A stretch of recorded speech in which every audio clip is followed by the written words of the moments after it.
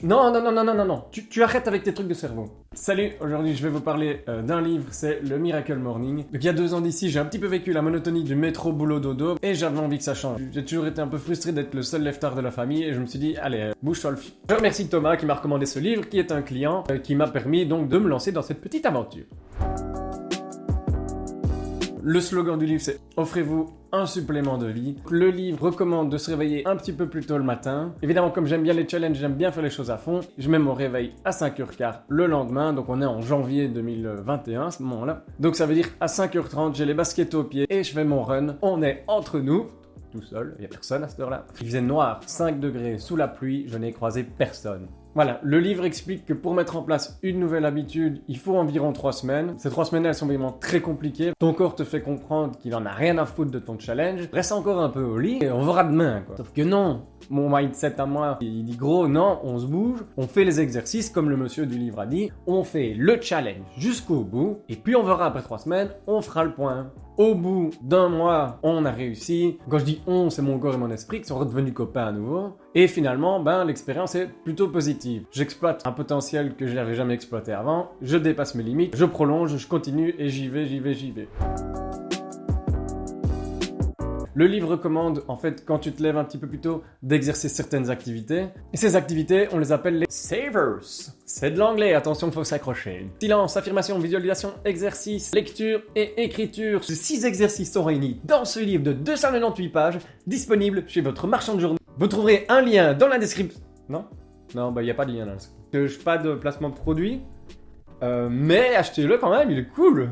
Donc les temps de silence, finalement, c'est prendre du temps pour soi, faire une petite séance d'introspection. Ça peut être des exercices de respiration, ça peut être de la méditation, ça peut être de la relaxation. De laisser son cerveau de côté pour ne penser à rien. Bon, les affirmations, c'est simplement s'offrir des gratitudes pour pouvoir diffuser à notre tour des ondes positives au monde extérieur.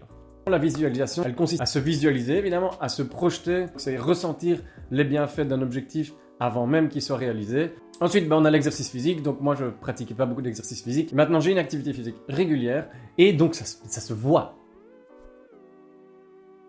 Pour la lecture et l'écriture, je vous passe le détail. Tu lis ce que tu veux, tu écris ce que tu veux. Ça n'a pas d'importance. Dans un cahier de notes, un journal intime, ou peu importe. Ça n'a pas d'importance.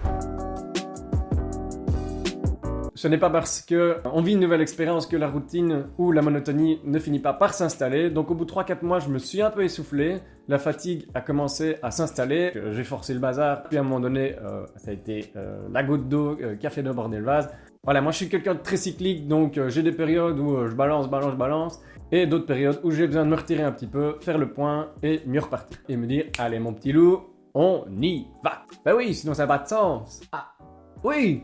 Donc voilà, c'est un petit peu le résumé de ma vie, mais bon, je suis très attaché à ça, je suis très attaché à sortir de ma zone de confort, je suis très attaché à expérimenter de nouvelles expériences, de faire des challenges en continu, sinon je m'ennuie. Donc voilà, bon.